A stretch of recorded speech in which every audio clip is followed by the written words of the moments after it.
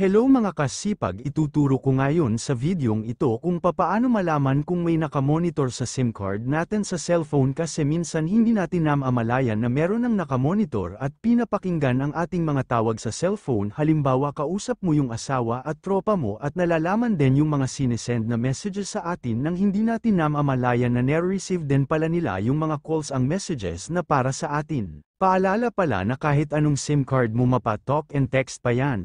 Dito, Smart, Globe at iba pa ay applicable ito para malaman mo kung may nakakabasa na at nakakarinig ng mga messages and calls nyo. Make sure lang natin na tapusin natin itong video para malaman natin. Hindi ko na patatigilan pat simulan na natin. Una ay magpunta tayo sa phone call, pindutin natin itong phone na logo. Once na napindot na natin mapupunta tayo dito sa dial code.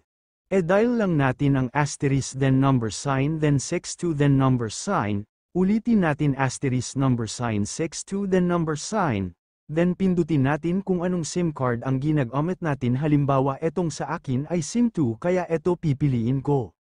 Then automatic ay magpo-pop out ang MMI started then lalabas eto call forwarding. Voice not forwarded ibig sabihin lang walang nakikinig sa mga calls natin. Data not forwarded, FAX not forwarded, SMS not forwarded meaning walang nakakabasa ng mga messages natin, sync not forwarded, async not forwarded, packet not forwarded and lastly PAD not forwarded. Not forwarded lahat meaning safe na safe etong SIM card natin walang nakikinig at walang nakakabasa ng mga messages na pinapasa at nare-received natin.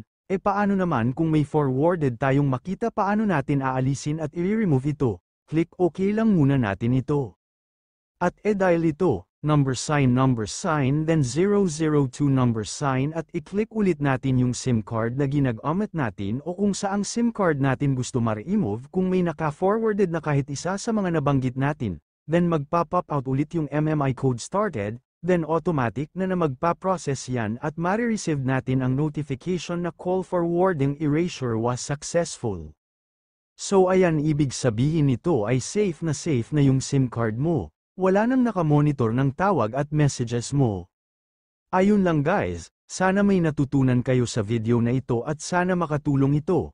At kung nagustuhan nyo pa, like and share na lang po, at kung hindi pa kayo nakasubscribe ay pasubscribe naman po sa ating YouTube channel na Kuya Chris TV at pati na rin po ang Kasipag Vlog channel. Kung meron pa kayong mga tanong at gusto ng kasagutan, mag-comment lamang po tayo sa comment section sa baba at i-try po natin gawan ng content yan. Maraming salamat po sa panunood.